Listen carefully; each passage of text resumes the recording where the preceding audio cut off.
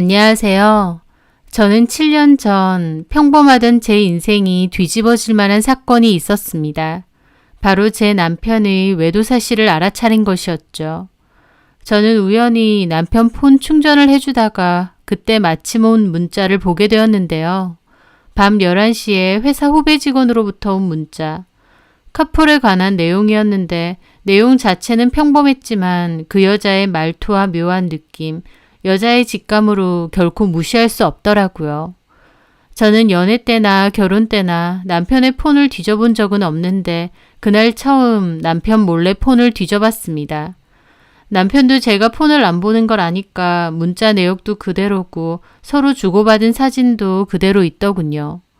상대 여자는 남편 회사에 입사했던 후배 직원이고 대학을 갓 졸업한 어린 나이였습니다. 우리 동네에 살고 있다고 했고 남편과는 카풀을 하는 것 같았죠. 그 여자와 제 남편은 나이 차이가 꽤 있건만 반말로 스스럼 없이 대화를 나누고 다정하게 밀착해서 찍은 사진도 서로 잘 주고받았습니다. 그걸 보는데 제 가슴은 터질 것 같고 나한테도 이런 일이 생기는구나 싶었죠. 저는 남편의 오래된 차를 바꿔주려고 따로 적금을 모아두고 있었는데 그걸 털어서 심부름 센터를 찾았습니다. 사기도 많다고 해서 인터넷으로 몇 날 며칠을 뒤져 알아낸 곳이었죠. 그곳에 남편과 그 여자의 외도 증거를 찾아달라 의뢰를 했고 그 후 정보들과 증거를 받게 되었어요. 증거를 제 손에 쥐고 나니 진짜 바람난 게 맞구나 실감이 확 나더라고요. 그 후부터는 진짜 마음이 너무 괴롭고 힘들어서 죽어버리고 싶을 정도였습니다. 사랑해서 결혼했고 아이들 낳고 행복하게 잘 살고 있다고 생각했는데 내가 여태껏 한 입을 덮고 산 이 사람은 누굴까 싶고 나는 완전 바보 멍청이였구나 싶고 너무 괴로운 마음에 인터넷으로 수면제도 구해봤지만 어린 자식들이 눈에 밟혀서 차마 시도는 못했습니다. 많은 생각이 들더군요. 차라리 남편한테 모든 걸 다 말하고 정신 차리라고 해볼까도 싶고요. 남들 보기에도 너무 부끄럽고 창피하고 결론적으로는 조용히 준비해서 이혼하고 여기 집은 팔아야겠다 결심했습니다. 그리고 아이들 데리고 아무도 우리를 모르는 지방으로 내려가 살아야겠다 결심했죠. 거기서 저도 일하면서 애들 키워야 되니까 생활비 좀 적게 드는 동네로 가야겠다라고까지 생각했어요. 남편도 남편 식구들도 저를 찾을 수 없게끔 아예 멀리 떠나려고 했죠. 그 여자를 만나볼 생각도 했었습니다. 무슨 생각으로 대학 졸업한 어린 나이 여자애가 애 둘 딸린 유부남이랑 신나서 바람피고 놀러 다니느냐고. 하지만 소심하고 내성적인 제 성격상 그 여자 머리채 휘어잡을 용기도 없었어요. 만나면 무슨 말을 해야 될지도 모르겠고요. 그 여자에 대한 대강의 신상은 정보업체를 통해서 알긴 알았지만 그렇다고 만날 용기는 없었죠. 따질 만한 성격도 안 됐고 그렇다고 우리 남편이랑 끝내달라 부탁할 수도 없는 거고요. 무엇보다 저는 몰래 이혼 준비를 하고 있던 거라 그 여자를 만나면 남편도 다 알게 되잖아요. 그래서 더욱 만날 수가 없었습니다. 그 여자를 한번 만나게 되더라도 이혼 준비가 다 끝난 뒤에 만나야겠다. 괜히 중간에 어설프게 책 잡히지 않겠다 결심했죠. 조용히 증거를 모으고 이혼 준비를 하면서도 이 사실을 그 누구에게도 말을 못하니까 속으로 끙끙 앓았습니다. 속이 썩어 문드러지는 것 같은 기분이 뭔지 알겠더군요. 살은 계속 빠져가고 밤에 잠은 못 자고 혼자 있으면 내내 눈물만 나고 외도는 인격살인이라고도 하잖아요. 그게 무슨 말인지 뼈저리게 알겠더라고요. 저는 그때 제정신이 아니었거든요. 그러던 어느 날이었습니다. 약국에서 필요한 게 있어서 사서 집으로 걸어가던 길 갑자기 머리가 핑 돌아서 그대로 바닥에 쓰러졌습니다. 의식을 잃은 정도는 아닌데 머리가 핑핑 돌고 정신을 못 차리겠더라고요. 제가 쓰러진 곳이 또 하필이면 차도 왔다 갔다 하는 곳이었는데 저는 거기서 못 일어나고 있었던 거죠. 그때 어떤 아주머니 한 분이 급하게 달려오시더니 저를 챙겨서 근처 벤치에 앉혀주셨어요. 제 가방과 짐도 챙겨주시고요. 물도 주시고 사탕도 하나 까서 입에 넣어주시고 괜찮느냐 병원 안 가봐도 되느냐 그러시더라고요. 한참을 그러고 있다가 겨우 정신을 차렸는데 그분은 저를 부축해 주셨습니다. 같은 아파트 입주민이신 것 같았죠.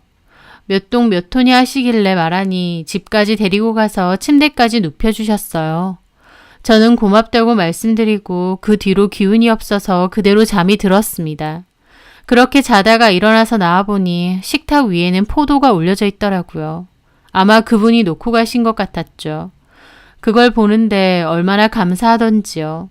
잘 모르는 사람을 도와주고 집까지 바래다주고 다시 동네에서 마주치면 꼭 감사의 인사를 전해야겠다 다짐했어요. 그런데 며칠 후 아이들 유치원 보내고 집 정리를 하는데 갑자기 초인종이 울렸습니다. 보니까 그분이셨어요. 저희 집을 찾아오신 거였죠. 놀란 마음에 열어드렸더니 부침개를 좀 많이 했다며 먹으라고 하시더라고요. 저는 너무 감사했다고 잠깐 들어오시라 했습니다. 그렇게 그분은 저희 집에 오셔서 차도 한잔하고 이런저런 얘기를 나누었어요.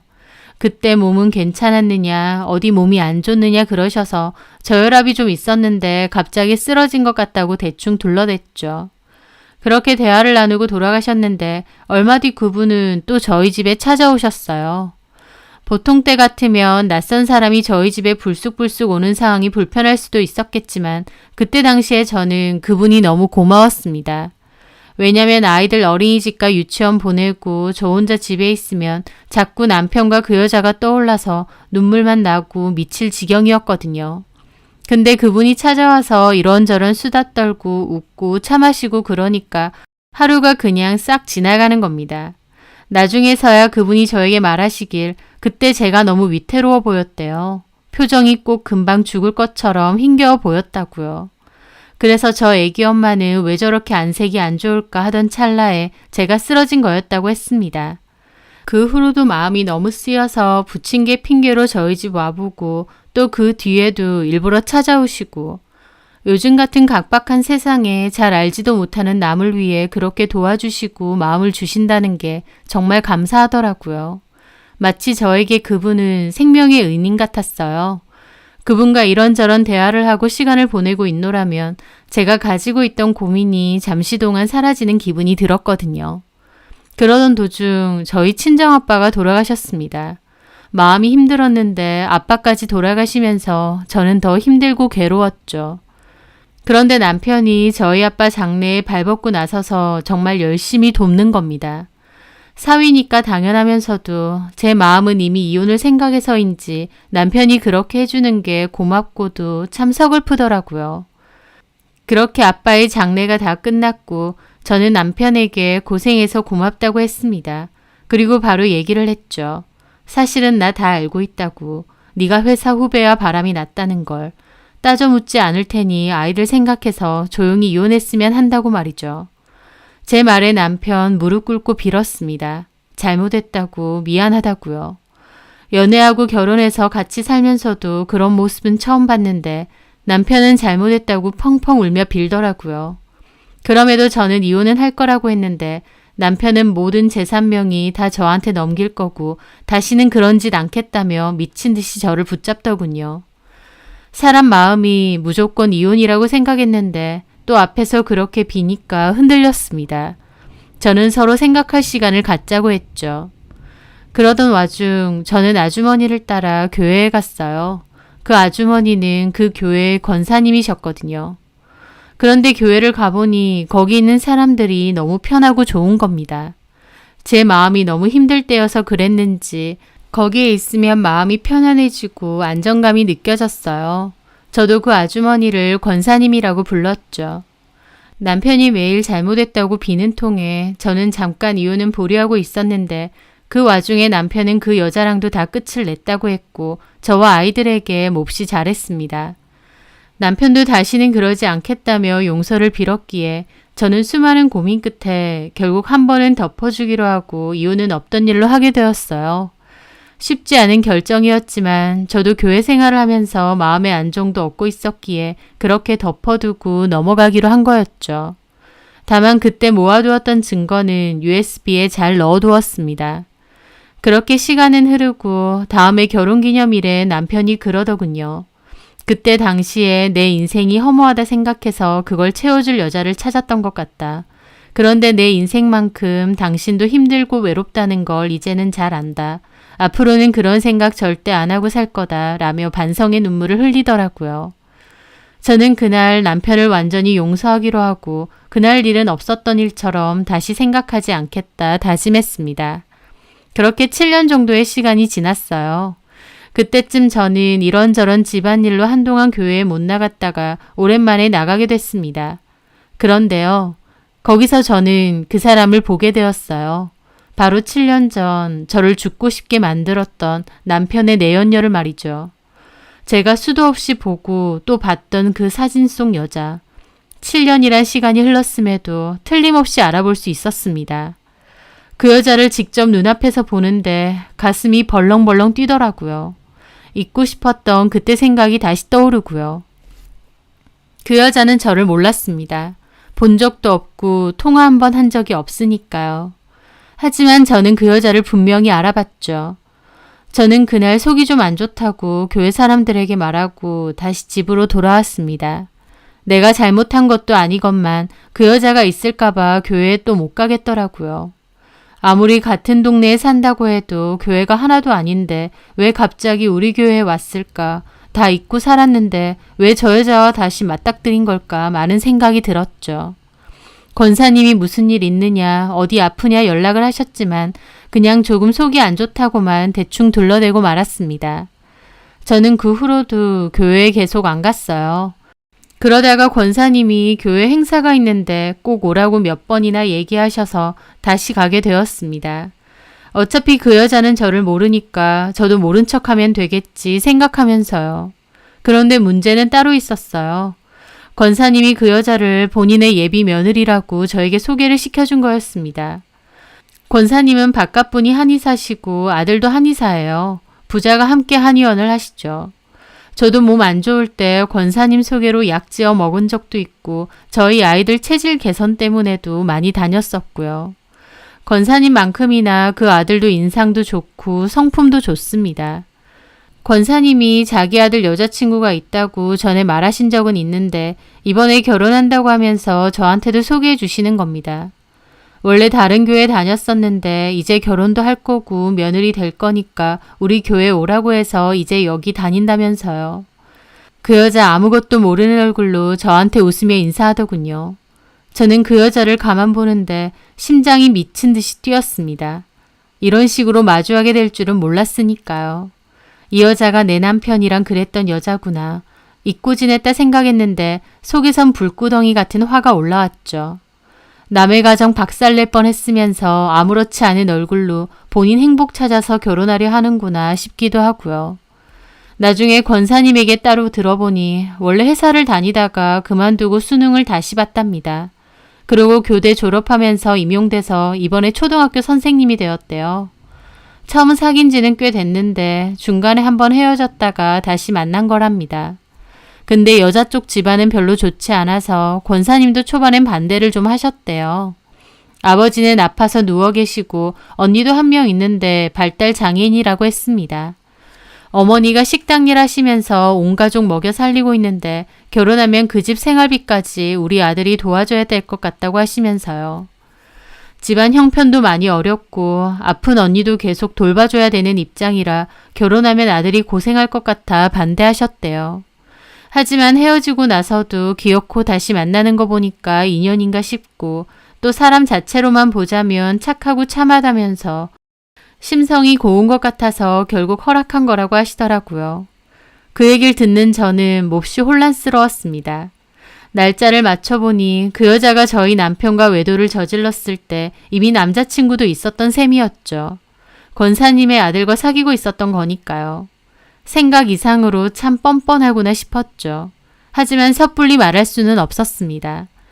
제 입장에서 보면 겨우 다 잊고 생활이 안정되어 가고 있는데 괜한 풍파를 다시 일으키는 건 아닌가 싶었거든요. 그때 너무 힘들었던 저는 이대로 그냥 묻어두고 싶은 마음도 없지 않아 있었죠.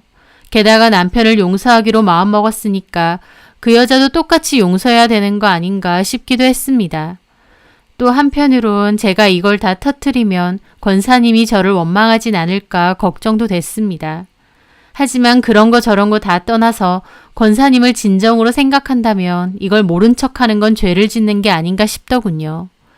남자친구가 있으면서도 유부남하고 바람피는 정신머리를 가진 여자가 가정에 충실할 것 같지도 않았고요. 제가 여기서 저 편하자고 침묵을 한다면 이건 권사님께 받은 은혜를 원수로 갚는 건 아닌가 싶기도 했습니다. 저는 정말 많은 고민을 했죠. 입장 바꿔서 제가 검사님 입장이라면 고이 잘 키워온 아들이 그런 여자랑 결혼한다? 저는 절대 허락할 수 없습니다. 그래서 저는 결국 말하기로 했어요. 복수의 심정보다는 은인에 대한 보답으로 말해야겠다 결심했죠. 이 일로 인해 저희 집에 다시 풍파가 생기더라도 또 권사님이 저를 다시는 안 보고 싶어 하셔도 그럼에도 용기 내서 말해야 된다고 생각했습니다. 그렇게 저는 권사님께 따로 시간을 내달라 기니 할 말이 있다고 했죠. 권사님은 요즘 무슨 일이 있느냐, 왜 교회에 자꾸 안 나오려고 하느냐 걱정하시며 물으시더라고요. 그래서 제가 입을 열었습니다. 제가 이 말을 해야 되는지 아닌지 정말 많이 고민했습니다. 어쩌면 제가 이 얘기를 함으로써 권사님과의 관계가 끝이 날 수도 있겠다는 생각도 했고요. 그럼에도 제가 판단하기에 권사님을 위해서 반드시 해야 될 얘기다 싶어서 말씀드릴게요.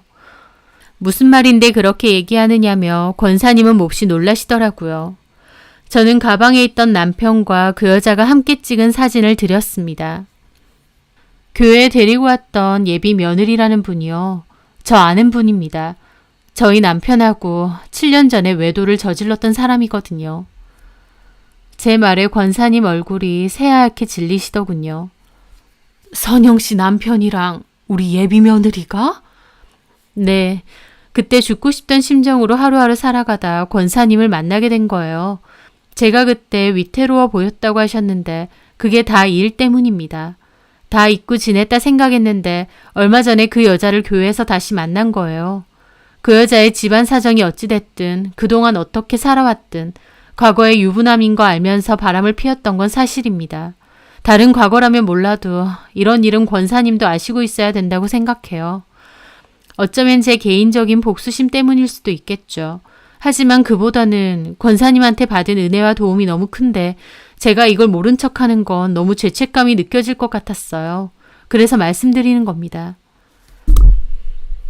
제 말을 듣는 권사님 얼굴이 새파랗게 질리시더군요.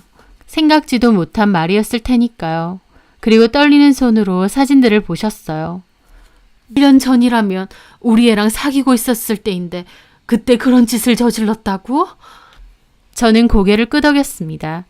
권사님은 사진 챙겨가도 되느냐 하셔서 그러시라 했어요. 그리고 일어나시는데 안색이 안 좋으셔서 제가 좀 부축해드리려고 했죠. 그런데 권사님은 괜찮다고 제 손을 거절하고 먼저 나가시더라고요. 그 순간 저는 권사님과 제 관계도 끝이 났구나 싶어서 좀 울적했습니다. 그 후 저는 교회에 안 나갔어요. 다른 교회분에게 들으니 권사님 아들은 파혼했다고 얘기를 전해주시더군요. 그 예비 며느리라는 여자는 더 이상 안 나온다고도 하셨고요. 그 소식을 듣고 저도 마음이 마냥 편치는 않았죠. 그런데 그 후 어느 날 갑자기 우리 집에 권사님이 찾아오셨어요. 제가 좋아하는 과일을 사들고요. 갑작스러운 방문이었지만 들어오시라 했습니다. 그렇게 얘기를 나누었죠. 권사님은 제 얘기를 듣고 나서 곧장 아들하고 그 여자를 불렀다고 하셨어요. 그리고 이런 사실이 있다는데 맞느냐 하니 그 여자는 모함이라고 절대 그런 거 아니라고 펄쩍 뛰었답니다. 누가 그런 소리를 하느냐고요. 하지만 권사님이 사진을 보여주니까 그제야 맞다고 하더랍니다. 처음에는 유부남인지 몰랐다고 우기다가 나중에는 지난 과거였다고 잘못했다고 무릎 꿇고 빌더랍니다. 자기는 절대 못 헤어진다고요. 아들도 충격이 크고 본인이랑 사귈 때 회사 선배랑 그랬다는 사실에 배신감이 몹시 큰 것 같았죠. 결국 두 사람은 헤어지기로 했고 파혼했다고 했습니다. 하지만 아들도 많이 힘들어했고 또 권사님도 그 여자를 며느리로 생각하고 마음을 열었는데 그런 과거가 있었다는 사실을 받아들이는 게 힘들었다고 하시더라고요. 그때는 다른 생각 못했는데 좀 시간이 지나고 나니 저한테 너무 고맙다고 하셨습니다. 묻어두기로 한 일을 다시 꺼낸다는 게 쉽지 않았을 텐데 정말 고맙다고, 그 아이를 며느리로 받아들이겠다고 한 건 오직 심성이 곱고 착해 보이는 게 가장 컸대요. 하지만 사실은 다른 사람 눈에 피눈물 나게 만든 과거가 있었다고 하니 심성적으로 올바른 사람도 아니지 않느냐면서 그런 사실을 미리 알고 가족으로 받아들이지 않은 것이 천만다행이라 그러시면서요. 그렇게 권사님과 손붙잡고 많은 이야기를 나눴습니다. 망설였지만 그래도 말씀드린 게 참 잘한 일이다 싶더라고요. 은인에게 은혜를 갚는 법은 진실을 알려드리는 것이라 생각했는데 권사님도 제 뜻을 오해하지 않고 고맙게 받아들여 주셔서 다행이었어요. 저는 그 후 다시 교회도 나가고 권사님과 여전히 잘 지내고 있습니다. 지난날 남편의 외도는 다시 생각해도 참 힘들고 가슴 아팠던 일이지만 그로 인해 좋은 인연도 생겼고 제 삶에 좋은 변화도 생겼으니 지금처럼 꿋꿋하게 잘 지내보려 합니다.